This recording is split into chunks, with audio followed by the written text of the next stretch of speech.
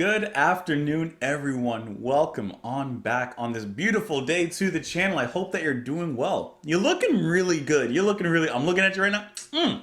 Today, we are going to do a full album listen, or a full composition listen, however you want to describe it. I mean, it's on an album. Anyways, we're listening to Philip Glass with his much celebrated Glassworks. Released or at least composed in 1981. However, the LP and cassette were released in 1982. So we are listening, I don't know exactly what mix this is, but it does seem to be one of the originals that we're listening to today. Because I do see that apparently they have separate mixes. One, the record album intended for home listening, and then the cassette player mix. And then I guess in 2016 there's a headphone mix, but I found this one. It looks like the original. I want to listen to it in its original form as much as possible, so that's what we are doing here today. This particular piece of music, hold on, let me pull up some names for those of you who have suggested this, are going to be, excuse me if I mispronounce any names, Gus Irici, I think, Alpha Crucis, Trell Kell, Anthony Robinson, Darker Solstice, Jim Schroeder, Rack Jr., Woo, Tonk, B. Burge Jocko, Allotrope, Ado, Steel Eye, and the list goes on. Mikey, Donald, Michael Hernandez, Illavoston. It goes on. Or I love Austin. It was probably how that was pronounced. So yeah, thank you guys so much for the suggestion. Now, a long time ago, we had listened to Philip Glass, and it was part of an opera. It was Einstein something. I can't remember now.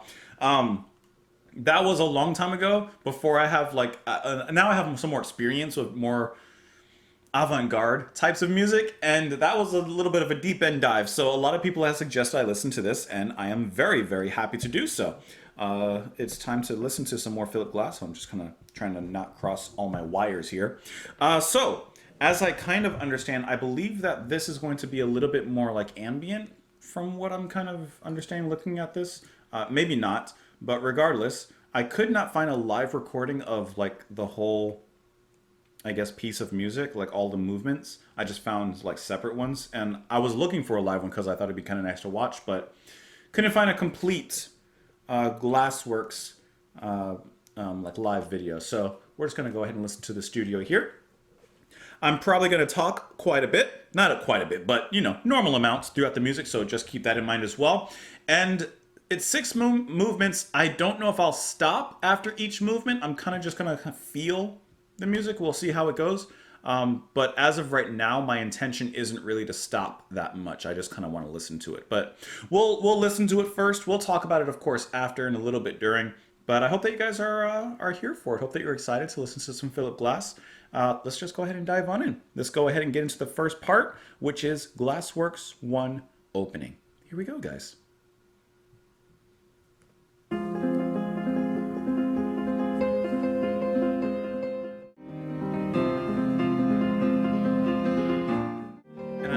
In its own little way, it's very catchy. It gets more powerful before it relaxes a little bit, calms the storm. Okay, I do want to briefly stop it before we move into the next piece. I'll go back to catch the little horn movement that was leading into the next piece here. Okay, so I am familiar with that part. I don't know, well, actually, no, that's a lie. I do know where I've heard it. So on Spotify, there's a playlist that I listen to a lot. It's just called Atmospheric Piano, and I'm pretty sure that it's in there. I listen to that playlist like all the time. I actually probably know almost every piece in there. And it's just such a lovely piece because it's very repetitive.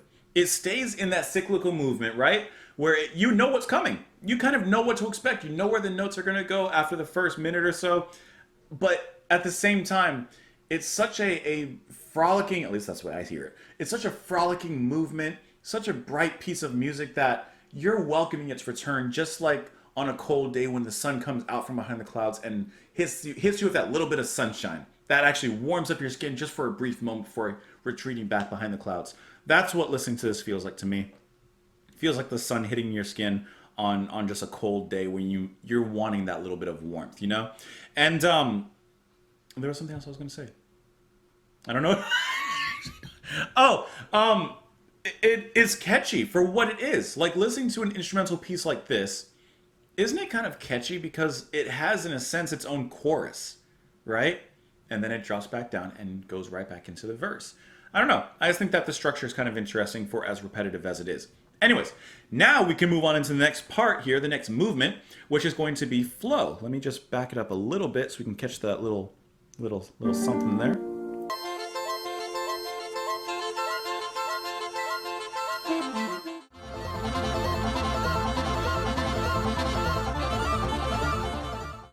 I like how the horn keeps on going higher a little bit.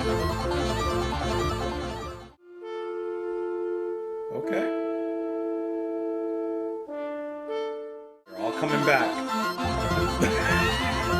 They gave you a little bit of a break. Okay, flow is kind of traumatizing in the sense of this, because that's what I guess I'm kind of expecting to hear from the little bit I heard of Philip Glass with Einstein. Like that this is like a mind drill. This is like just someone drilling into my mind with these sounds, and I am left, I don't know. I'm legitimately left with just a big IDK. Because that's part of why I wanted to watch it live if I could have, because I feel like watching the musicians playing this very intense and weird and odd kind of synchronization and repetitive movement would be like so cool to watch them and to see them just like nailing their parts rhythmically, because that's what this really is. Like, it all boils down to just how interesting rhythmically it is and how off-putting and off-center things are, but things are so off-center that somehow they make it complete and coming back as a whole. The constant elevation in flow with additional flutes and saxophones coming in, the underlying synth that is just like just driving this whole thing along with the saxophone as well. It's such a unique sound, and like, I gotta admit, I don't know. I think that like this particular piece, this particular movement is one that I can appreciate, but you would never find me personally listening to it. You know, I can definitely appreciate the musicianship and everything in there, but it's not really for me, if I'm being honest. I didn't even realize that there's a Wikipedia page about this. For this particular section, there are two formulaically identical sections to the movement. Although rhythmically driven, the melodic implications of flow occur somewhat coincidentally by orchestration. There is no modulation, but the harmonic progression simply repeats over and over again. The layering of contrasting timbre is characteristic of the whole piece. Flow borrows a theme from Sibelius' Fifth Symphony. I don't... Once again, like, this just melted my brain, honestly. It's just kind of like confused me. You remember Pokemon? Remember, you know, your Pokemon was thrown into confusion, it hurt itself in confusion? Yeah, I'm feeling like I'm about to hurt myself listening to that. I'm confused. That's what I'm left with. I'm left confused, but slightly intrigued. Let's go ahead and move on to the next piece here. Next movement, I should say, which is going to be Island. Here we go. After that striking pause.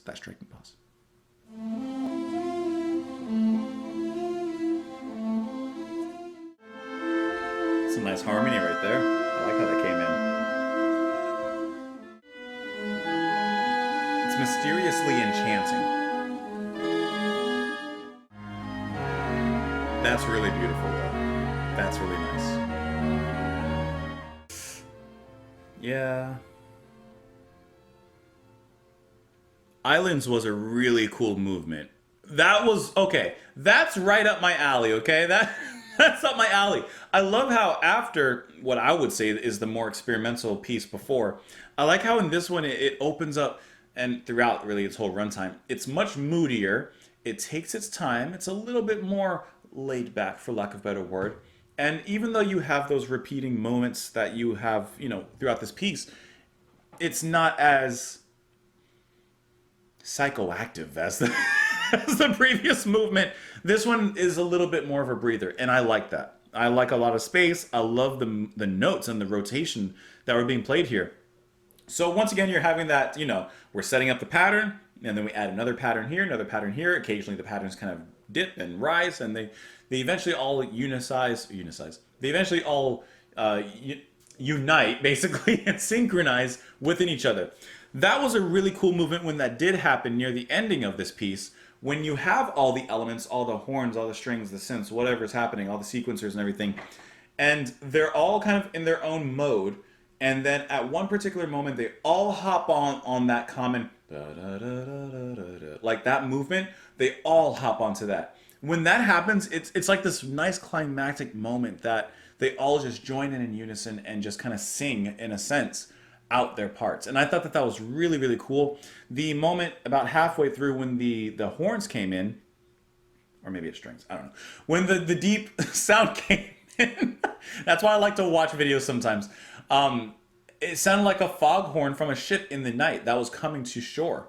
And that's, I mean, it's called Islands, this particular movement. And I was thinking waters, and it actually just made perfect sense in there. That was really cool. This was a really cool piece of the music here. And like I said, definitely closer to what like I personally like. You know, that was good. So let's go ahead and see where it moves on into the next piece here. The next movement, I keep on saying piece, movement. You know what I mean? Which is going to be Rubric. Will it stay on this tide, or will the tides change? There's only one way to find out. Change. Definitely a change in the tide. I do think it's cool like that. Synth, like, slows down, speeds up, slows down, speeds up. Jeez, guys. The performers have to be so exact. I would have missed a note if I was in the in the symphony. I would have messed up.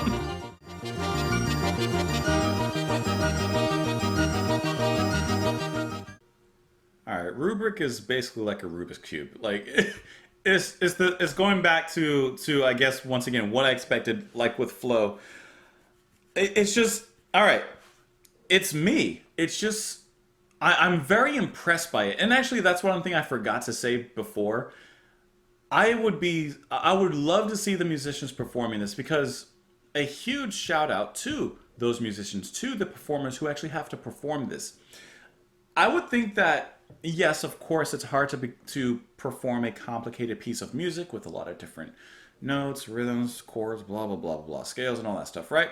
But because it's repetitive and they're playing similar patterns but constantly changing the tempo of it, backing off, coming on, I feel like this would be so hard to mentally keep track of everything.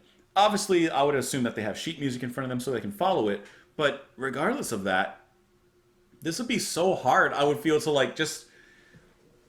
I mean, I think, once again, I'm coming away from this so far with more of an appreciation for it and the performance and for the pushing of this type of music, rather than, if I'm being honest, something I would listen to. The first piece, definitely. Third piece, or the third movement, definitely. These pieces here, Facades and Flow, it's just not hitting me. It's just, it sounds for me a little bit more tedious. If like I said, if I'm being completely honest with you, like straight up front, it's feeling a little bit more tedious, although I'm appreciative of hearing the music here. Like, I think a lot of elements on here are cool. Actually, matter of fact, I think all the elements are actually really cool to listen to. And I could definitely see a place for this. This is almost like classical drum and bass. It's fast, it's like high energy, but at the same time, there's a meditative quality to it. I guess in a sense, it reminds me, if I'm just comparing like for myself to help me kind of bring apples to apples, it kind of reminds me of Mike Oldfield, Jean-Michel Jarre, and like artists like that. And I guess that helps me kind of comprehend where to kind of put Philip Glass in his music that I'm listening to now. But I don't find this as pleasurable as some of the releases from those artists I'm listening to. I feel like maybe if it wasn't so intense, actually, maybe I would like it a little bit more. Which is interesting, because I'm usually a fan of like both, of intense, soothing, whatever. But this is, it's not quite hitting that mark yet for me. But I still want to go on. Obviously, we're not stopping. We don't do that here. Let's move on into the next piece, the next movement, which is going to be Facades. Let's go.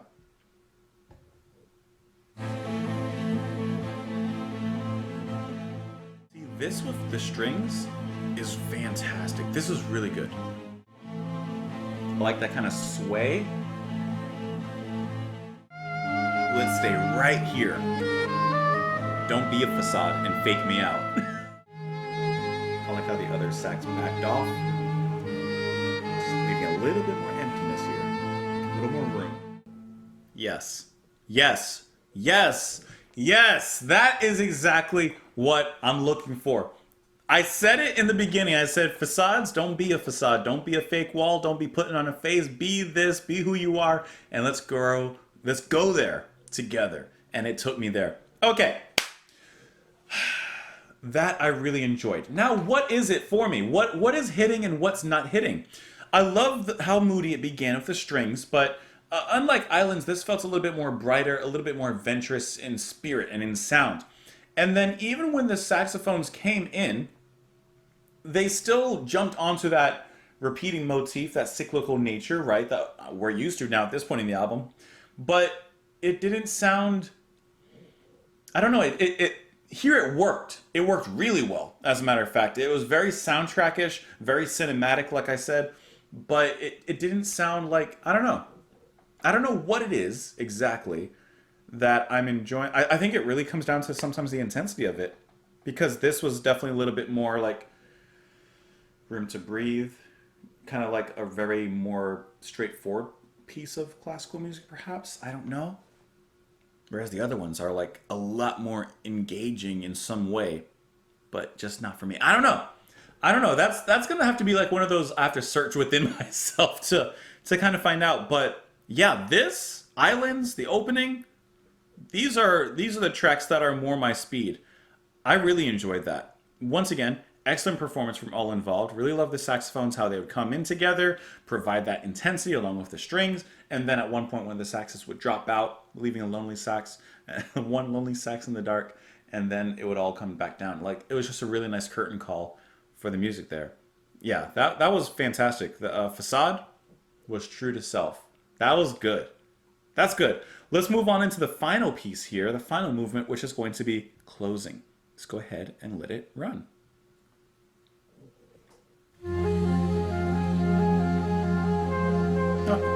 Is the opening.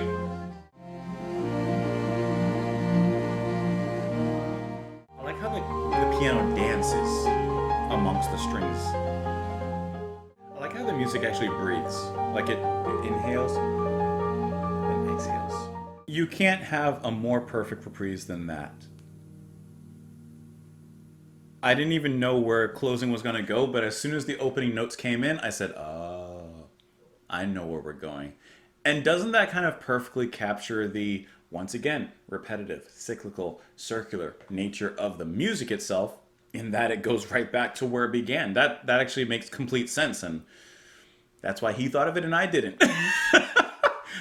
Once again, with this, I love how the piano, like I said during the music, kind of danced amongst the strings and the music there. And of course, how the music came more alive, even though it was clearly beaten quite well in the opening. I do like how it's refreshed and reinvigorated, I guess is really the best way to describe how the music here felt with closing. This was a really interesting listen, right? Because, like I said, I mean, there are clearly certain movements that I do not gel with. It's just not for me personally.